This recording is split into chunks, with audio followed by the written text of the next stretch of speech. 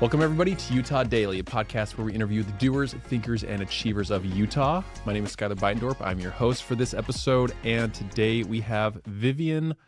Say your last name. Caceres. Caceres? Yeah, you got it. Yeah. We got Vivian on the show, everybody.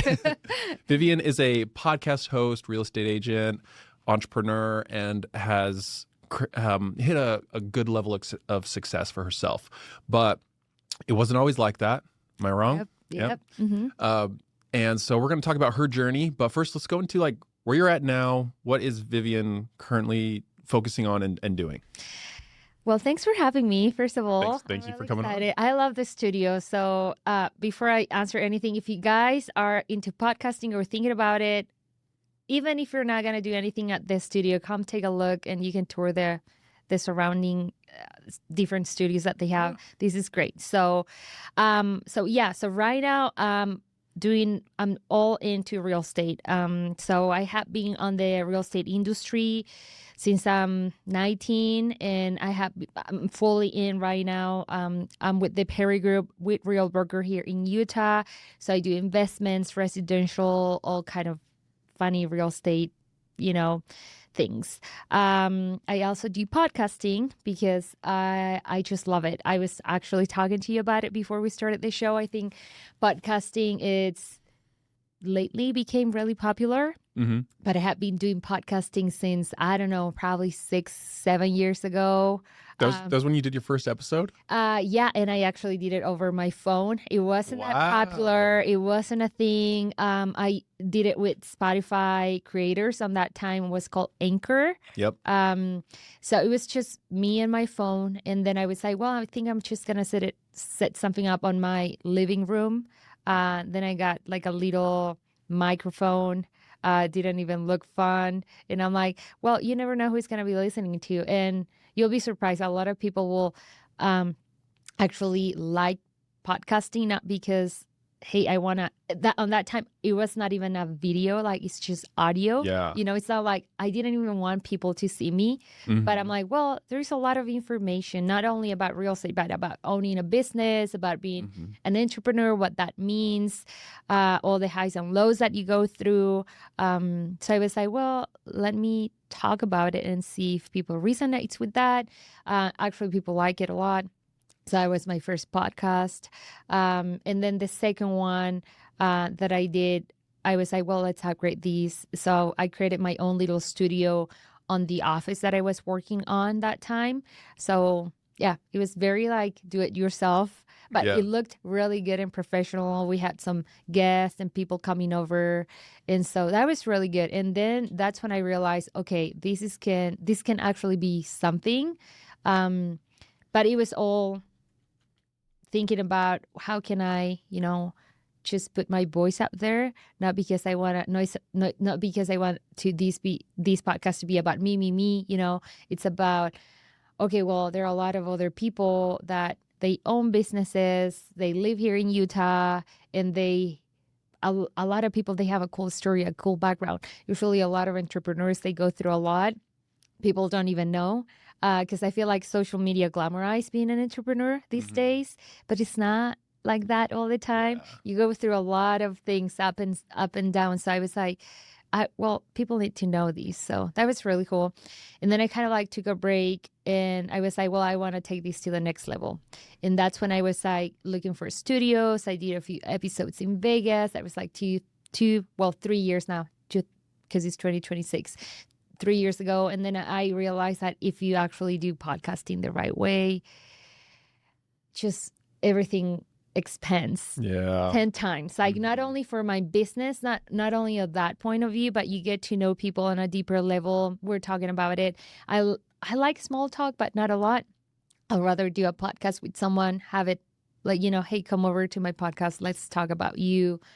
And all of that. And it's really cool. I have a friend that I got to know through the podcast that she's going to come back to this podcast with this nice setup. She actually came to the other podcast that I used to have, and it was very do-it-yourself. Even the audio wasn't the best. She's like, oh my God, I love seeing how everything evolves. But she actually, because she's also a business owner, is growing her business and just seeing those people that I interviewed in the past 2-3 years ago. seen that they're doing really good now. And I'm like, okay, you got to come back to my show now. It's really cool. So that's what I'm doing. A lot of like full-time real estate. We're opening an office in Mountain View Village in Herriman. We're actually hiring real estate agents or people that want to become a realtor. If you want to learn about it, we're hiring. So we're growing a lot. It's one of the biggest teams in Utah. It's really fun. The Perry Group's one of the biggest teams? Yeah. Wow. Yeah. Nice. Yeah. So there's, we had, or I guess on a different podcast of mine, I had Tony Acosta. Is he part of the Perry Group? Yeah, he is. He's one of the team's leads in Utah County. Awesome. So Tony and then Scott, what's his last name? Scott W. Willie, yeah. Yeah, Scott Willie. Yeah, that's right. Yeah, we had him on. He's a really cool guy. Yeah, he is. Yeah, and you had him on your show. Yeah, I had him on my show. We put that on air yesterday. Oh, nice. That Very episode. nice. Yeah, Scott's a really cool guy. I'm really glad I met him. Yeah. So it sounds like the Perry Group, well, it's the fastest growing and one of the biggest teams in Utah, but also like, at least from everyone I've met from it, are really genuine, nice, knowledgeable people. Yeah. So it's like a very high caliber team, it sounds like as well. Yeah. It's very competitive. It's really fun to be on. They do a lot of training. And I think like if you really want to be a successful agent, obviously every team is going to say that, right? Right. Yeah. But I think they give you the tools, and I think it's up to you if you actually want to get serious about it or not, Yeah, totally. So you're successful now for sure, right? So take us back to when things were a little tougher and like you hadn't become a real estate agent yet, you hadn't hit the success. Like, where did Vivian come from? Okay, well, so I'm Latina, obviously. I have an accent, first generation Latina, and I came to the States when I was 17, and I didn't know the language. I didn't know anyone. My mom had a few acquaintances in Vegas, so I got there first. And I mean, I had like a few $100 in my pocket, no more than How long ago was this? When I was 17. 17, okay. Yeah, so I'm 33 now. Okay. And so, I didn't know anything. I was like, I just knew that I wanted to come to the States because I knew the opportunities and possibilities were a lot better. I'm Chilean, so Chile, it's known by being very stable, economically good and everything, but I wanted to have a shot to owning my own business. Not that you cannot do it down there, but I think economically the States, I mean, I think innovation, entrepreneurship thing, like opportunities here, it's like even if you come from nothing, if you really work your way up, you can actually achieve those things. Mm-hmm. So I was 17. I didn't know the language. It was horrible. Didn't like it. A lot of people glamorize, especially when you come from the outside, right, to the States. Mm-hmm. It was really tough. Like the first probably 2 or 3 years, I wanted to quit. I didn't know. And I was like, well, I just need to go to college. I need to learn the language. I knew the basics. Like when you take Spanish in high school, you know the basics.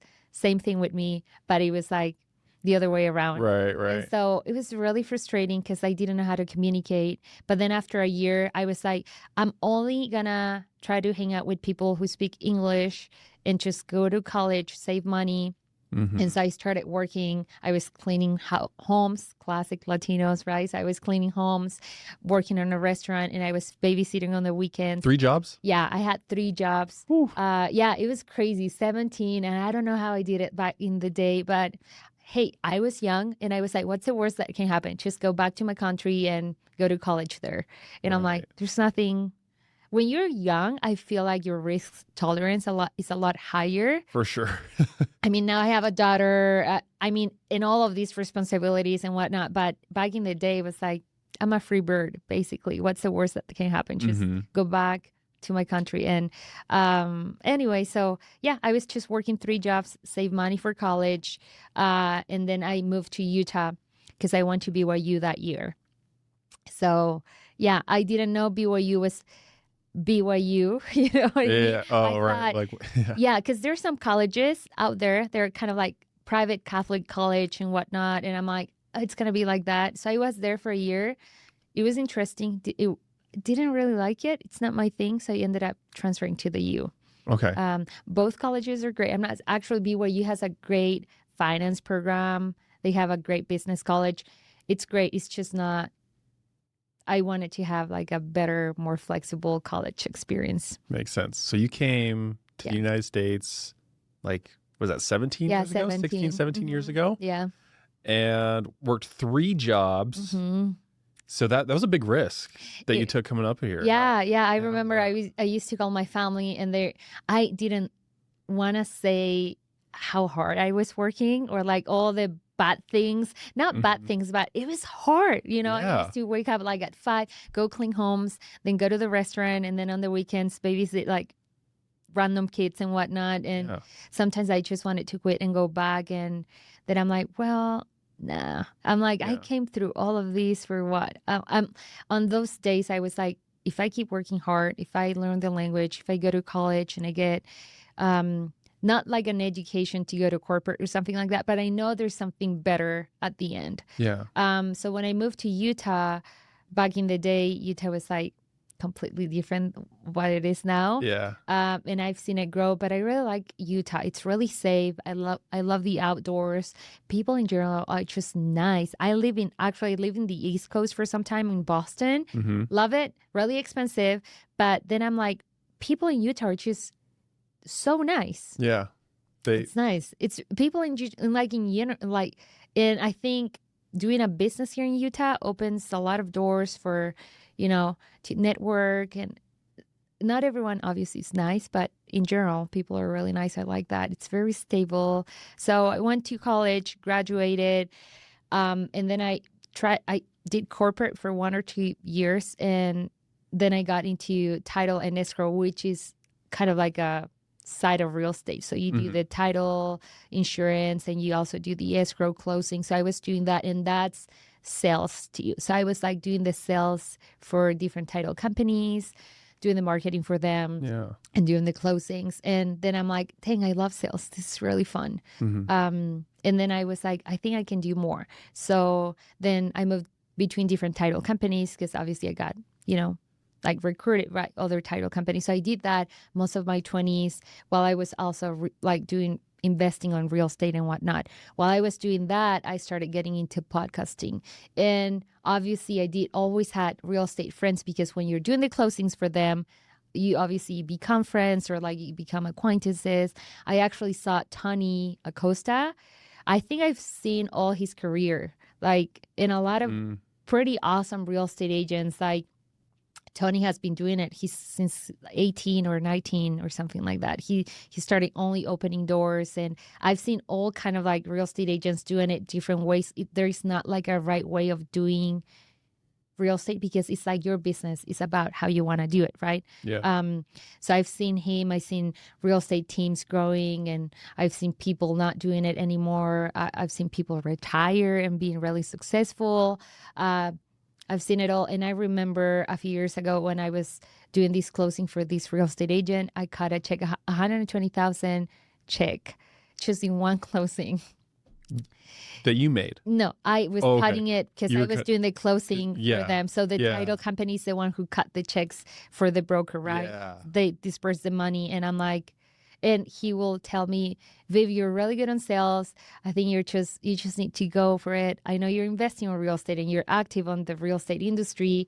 And I'm like, well, my sphere of influence is just real estate agents. Like, how am I gonna? It's like, it's a mindset thing. And then I'm like, yeah, you know what? I think I'm gonna do it.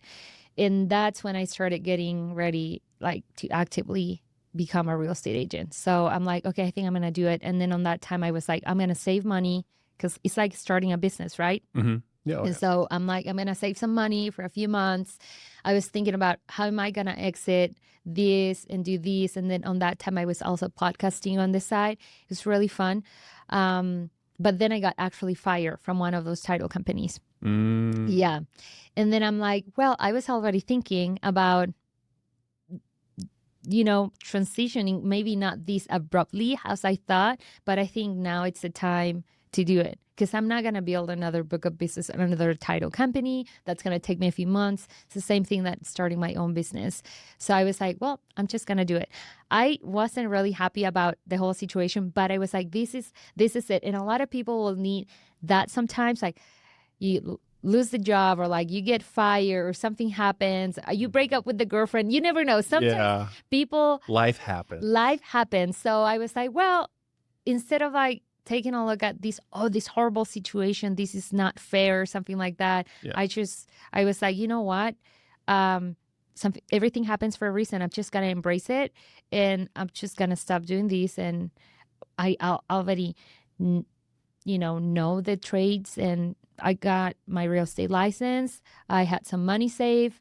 And then for me was like, am I going to be a solo agent or am I going to go to a team? Because it's like, for me, it's starting all over. You know what I mean? So I interview about 9 or 10 different brokers, teams, and solo agents. And I already knew a ton of people. So everyone was like, oh, come to my team, and I was talking to Tony and Boo on that time because they were opening the Utah County office at the Perry Group. Mm-hmm. I was thinking about joining the Salt Lake office because I live in Daybreak. Mm-hmm. So it's closer. But then I was like, I think I'm going to take a leap of faith because the Perry Group, when they open an office, they actually usually offer Zillow leads, Oh. Yeah, I know like Keller Williams does Realtor.com. Like every broker has a different trade, right? Yeah. So they will give you those leads, not for free. I mean, they will give you the lead. They're expensive. Yeah, they won't charge you for it up front, but they will charge you for it at closing, Oh, so okay. you share with them a different split. Every broker has a different split. So let's say the commission is $20,000, 50-50 or 40-60, depending on the broker, depending on the team and whatever you're dealing with in terms of splits. So I was like, well, this is not bad to start a business. Mm-hmm. So I was like, okay, let's do it. And so I got my license, got in there. We were like 5 or 6 agents. That office they probably have over 100 agents now. But we were like literally 5 agents. We didn't even have furniture, nothing. It felt a lot like a startup. And I really liked the culture. That was great. And now I'm like, well, now I need to test if everything that I've been through before. Now I need to see if I'm good as I thought that I was. Right. Really put it to the test. Yeah. So I feel like that's a lot of the times you get hyper excited and you're a little delusional even before starting your business. Yeah. I've been like, I'm going to do a podcast studio. I'm going to do it like this. And I'm going to buy all these things. And then when you open, you're like, well, now I need to get clients. I need to get this going. You know what I mean? So same thing for me. So I was doing that. So worked really hard. My first 3 months didn't have any closings, nothing. I got into Zillow. And as soon as I got there, I just got client after client showing. My first Zillow showing was horrible. Now, I did a good job, but I opened the door. There was a squatter on that place. I think real estate puts you in so many different scenarios, and a lot of people think it's selling sunset. Most of the time it's not like that. Yeah. Most of the time it's doing admin work. It's running a full business. You can have one closing, but you need a lot more than one closing to be actually a successful agent. Right. Real estate, as far as I think from the public view and just someone buying a house, it's like, oh, real estate agents' jobs are so easy. They just jump on Zillow, give us a list of houses we want to buy, could be potentially interested in buying. They show us the houses, and then they have the mortgage company, get us the loan, and they're done, and they make a ton of money, and there's hardly any work for them. Yeah. But it sounds like it's a ton of work. It's a lot of work, and I feel like a lot of people fly solo, and it's a lot. It's kind of like a lonely way to do it. You can totally do it solo, but it's really lonely. It's like being a business owner. Yeah. It's like if you own the business, it's not like you have a lot of people. You can talk to people and have friends, right? But how many of those business owners will actually relate to your business? Right. Because like podcasting, I don't think there are a lot of podcasting studios here, right? There are only not a ton. There's like a dozen, maybe. Yeah. But like from those dozen, how many are going to relate to you or like want to actually talk to you about, hey, let's brainstorm business ideas or like help each other out and things like that. Yeah. Exactly. So there's one thing, I'm going to kind of switch gears a little bit because there's one thing that you sent in that I really want to talk about. Okay. And it is why you don't focus or don't rely on motivation. You rely on discipline. Yeah. So let's talk about motivation really quick and why it's like, it's great when you have it, but it's not great for that to be what actually gets you going. Yeah. So tell us about motivation. Well, as a business owner, I'll say there are days that there are a lot of things that, as I say, real estate is glamorized. I think it's Hollywoodized, especially because there are a lot of like Netflix shows out there, but those Netflix shows won't show you how much you actually have to put in when you're first starting to do real estate. So when I was first starting, now it's completely different. It's the other way around, but you got to hustle a lot. You got to do things that you most of the time don't want to do. Then you got to, set up the business kind of like to the way that you want. But owning a business is it's not only rainbows and butterflies, right? Yeah. It's a lot more. So sometimes on a weekend, sometimes on a Sunday, I just want to spend time with my family, but I have showings and I have to go do them regardless, Sometimes I wake up and I don't feel motivated. Sometimes I don't want to go to the gym, or sometimes I don't want to do the small habits that actually keep me not in shape to be a model or something like that. But there's some things that are not negotiable for me that are in place, that I have them like that because I come to realize that if I do them, my life is a lot better on that regard. So I go to the gym once or twice a week. It's not a lot, but at least I have like my body moving. As I say, I don't want to be a physical, I don't know, I'm not Like going to go bodybuilder model bodybuilder or anything like that. But I know if I own a business, I have a lot of stress in a lot of situations and I need to get it some way out, right? Yeah. So I got to the gym, and then there are some things that are non-negotiable for me, like taking a look to my CRM, answering the emails. And I don't like admin work. Like my personality and my like the way that I'm wired is not, okay, I'm going to sit on a computer and I can be there for 9 to 5, which is great. Some people do it, but it's not who I am. That's what I'm doing real estate, right? Yeah. But there are some things that I have to do that are non-negotiable for my business, and I just do them regardless if I'm motivated or no. Because motivation can get you so far, but once you get like a challenge or life gets tough or like a situation that you don't want to face, you're not going to feel motivated, but you're going to have to do it regardless. And a lot of people, I feel like they start something like right now, New Year's resolution. Everyone is going to the gym, right? Because they feel motivated. New year, new me, or whatever, right? Yeah. But like they go 2 weeks and then motivation goes through the door and they're like, whatever, I'm just going to quit, And so if you really want to do something, you need to know your why, I guess. And you really need to know not even your purpose, just like have a clear path of what you're doing these. So when it gets tough and you're not motivated, you have the guts to keep doing that, Have you ever heard you got to find a why that makes you cry? Yeah.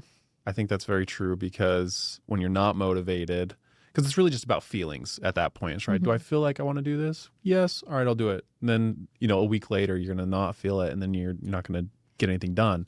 But if you can then look to, I'm doing this for my kids, my family, my future, whatever, then that's when it's like I kind of have to do this. Yeah. I have people that are like counting on me. Yeah. And I think that's when you'll be a lot more consistent. Yeah, that way. Absolutely. There's some days that I have a scheduled podcast with guests here, and then I'm like, I don't feel like going. I don't feel like putting makeup on or doing any of these. And I also like interviewing people. I love podcasting, but there's some days that I just want to stay in bed. You know what I mean? Totally. And actually I've had appointments like 8 a.m. or 9 a.m. here because that's the only time that they can make it. And I'm like, okay, well, it's set up, it's done. They're expecting me. I'm going to show up. And as soon as I show up, then I realize if you just do it, if you just go with the flow for like at least 5 or 10 more minutes, then you realize it's a lot better than not doing the thing. Yeah, absolutely. So you focus just on discipline. So it sounds like you have a routine, is it a daily routine, a weekly routine? No, I just have my non-negotiables. Sometimes real estate can be funny. Like right now I have clients that they're from Boston, from the East Coast, and they only have this weekend to see homes and then they're coming back, So sometimes I have to adjust my things around, sometimes not, but I do have my non-negotiables. So go to the gym in the morning, not every day, but at least 2 or 3 times a week. And then I have breakfast, and then I like writing a lot, like journaling. Oh, nice. I need to do that Yeah, more. not I think that'd be really journaling. helpful. No, it's like dear diary today. I'm not. Yeah. I don't do that. It's usually um, more for like to realize where I'm at on my business, what I want to accomplish. Kind of like writing down not my feelings, but my thoughts in journal of, how to process things, because sometimes it's a lot at once. Makes me to have the perspective of, okay, this is going to be a good day, and have like a good mindset. And I don't do it for like 2 or 3 hours. It's kind of like a meditation thing as well when you're like writing. And I try to do it for 10, 15 minutes a day. I don't try to get caught up on it. And sometimes I get really good ideas for my business or like in my life, or, hey, I want to be really intentional this week on this exactly, And that helps me a lot. Sometimes it gets really busy. There's seasons like last winter. I did a really good, last winter, I was like doing 5 closings on February, and sometimes can get very transactional.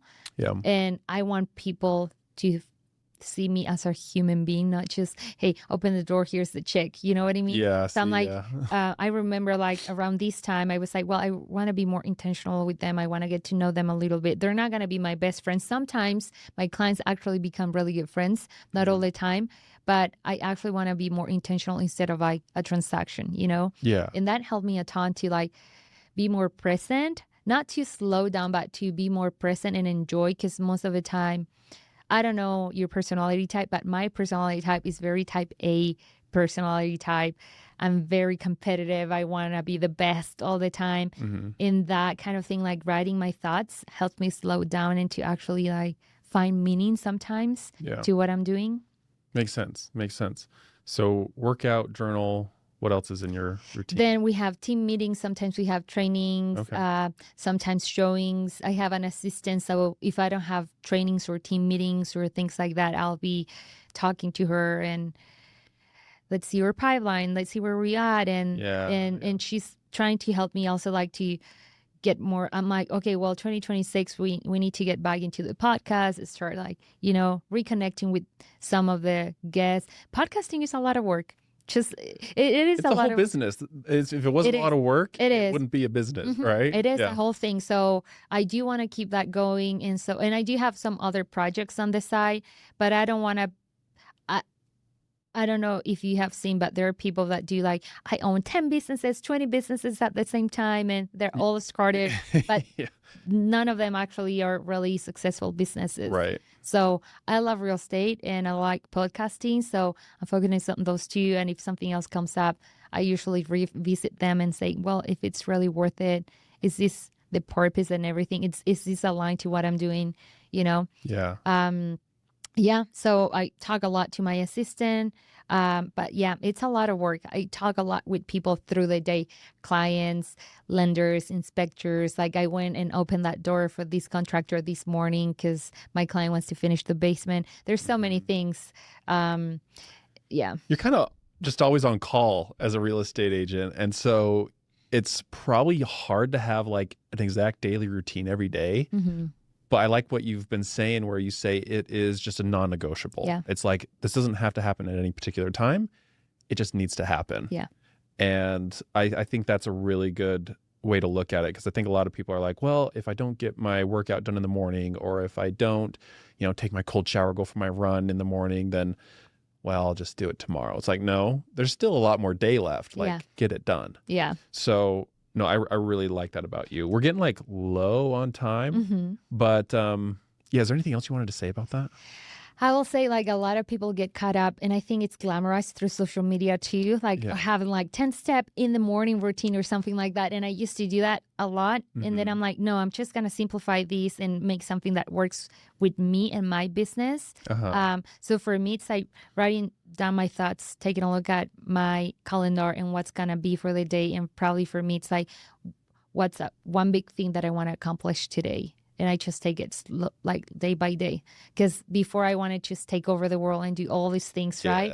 But there's, as I say, like same thing when you start the year, right? You want to go back to the gym and you have all these New Year resolution. I'm only focusing on 1 or 2 things. And then I'm always thinking, if I'm taking a look at the end of 2026. What are the things that I should have done that I didn't do? Because a lot of people start the year like that. Oh, I didn't do this on 2025. I need to do this better, right? But now I'm thinking when I'm writing sometimes, okay, if it's, let's say, January of 2027, what are the things that I didn't do on 2026? And most of these things come down to habits and behaviors. Mm-hmm. Like if you change your behavior or habit by a tiny bit, you're going to see a huge Massive change. change. Mm-hmm. Like a daily, like adding a 15-minute journal into your daily routine. It's 15 minutes. People spend hours on their phone. You can find 15 minutes, you know, Yeah. but that can have, what you're saying is that can have massive impact on your life, your business, your relationships, everything. Yeah. Love Some it. other thing that I'm doing, that I'm trying, I'm not the best, but I'm putting my phone away from my room. And I bought an alarm clock because I feel like we're overstimulated all the time through social media and your phone. And I want to have better sleep because I'm horrible at it. I don't have good sleep. I'm always like on the go, and I go to bed like around 11:30, sometimes at midnight. And I'm like, well, I'm going to put my phone away after 9:30. Usually my clients don't bother me after that time. I'm like, there's no one should be texting me at that time. And if they do, I can see it in the morning. You know what I mean? Yeah. So I put it away, and then I put my alarm clock so that way I'm not scrolling. And instead of like my brain to be hyper everywhere, through the screen and whatnot, I just try to like slow down and I be more intentional. And that has helped my sleep by a ton. Yeah, I think that little tip, I think that's really good, because like I used to kind of do where I wouldn't put my phone in the other room. I would put it just at like on my dresser on the other side of the room. Something that is not. And that's where I would charge it. Yeah. Yeah. Yeah. Because then, I wouldn't scroll, wouldn't be on my phone, wouldn't, if I'm can't sleep, I don't just go and grab it and start, getting a mindless scroll for 30 minutes or whatever. But because then also when your alarm goes off, you can't just hit snooze. You have to get out of your bed and go touch your phone, So I think that's a really good tip that can improve your sleep and your focus. And that little thing, it can have a big impact. That's what I'm saying. It's like sometimes you want to do all these things, right? 2026, have all these goals, overachiever, whatever. But then at the end, it's like really little small habits that are going to change. Okay, if you have better sleep, probably the next day you're going to have a better behavior, better, mindset. You're going to feel rested. You want to go and, I don't know, whatever you do for a living, you'll have a better, better, not just a mindset, but your body's going to feel a lot better. Yeah. Well, if there's one thing I'm taking away from this interview, it's one, be okay to take risks, do the hard work. I said one thing, but I'm going to make it three. Yeah. Take risks. Don't be afraid to work hard. And it's the little things that can make the biggest difference in your life. Yeah. I love it. Well, Vivian, thank you so much for coming on the podcast. Thanks for having me. Where can people reach out to you if they need help with real estate, or they just like love your story? Where can they? Yeah. So my Instagram is really easy to find. It's called People Call Me Viv. Really easy. And my website is thevivianshow.com. And vivianshow.com. You can go there. I have everything from podcasting to real estate investing. If you want to get in contact with me, just fill out the form. Go to my Instagram. My phone number is on my Instagram, so you can just click contact and it's gonna pop out. Love it. Yeah. And we'll have shown the links down in the show notes as well. So if you're listening on YouTube, Apple, Spotify, just scroll down a little bit, check the show notes or the description. There's going to be links there so you can connect with her directly, quickly, and easily. Other than that, thank you guys for listening to another episode of Utah Daily, and we will see you in the next one. Thank you. Bye. See ya.